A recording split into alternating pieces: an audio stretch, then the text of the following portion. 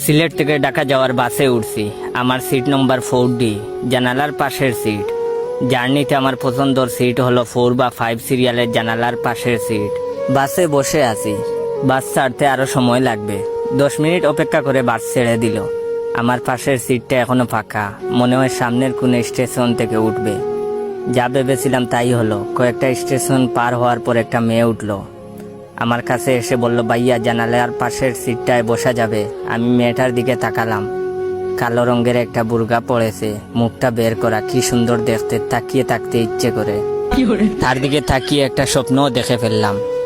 আমি হয়ে গেলাম নায়ক জায়েদ খান, আর সে আমার স্বপ্নের নায়িকা। হঠাৎ সুন্দরী মেয়েটা বলল, কি হলো ভাইয়া? আমার স্বপ্নটা ভেঙে গেল। আমি বললাম, না কিছু না।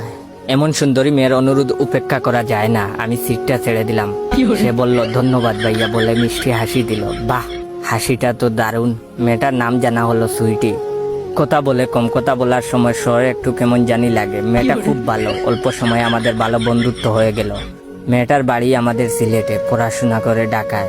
অল্প সময় আমরা নিজেদের মোটামুটি সব কিছু জেনে ফেললাম। বাসের বিরতি দিল ব্রাহ্মণবাড়িয়া এসে। উজানবাটি নামে একটা রেস্টুরেন্টে খাবার খাওয়ার জন্য নামতেছি।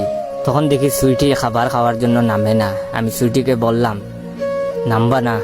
একটু হেসে প্রথমে না বলল, অনুরোধ করার পর রাজি হলো। দুইজনে নিচে নামলাম। রেস্টুরেন্টটা ভালোই, হালকা খাওয়া দাওয়া করলাম। খাবারের বিলটা আমিই দিলাম। একটা সেলফি তুলে ফেসবুকে পোস্ট দিলাম, বন্ধুদের জ্বালানোর জন্য। এমন সুন্দরী একটা মেয়ের সাথে সম্পর্কে জড়াচ্ছি।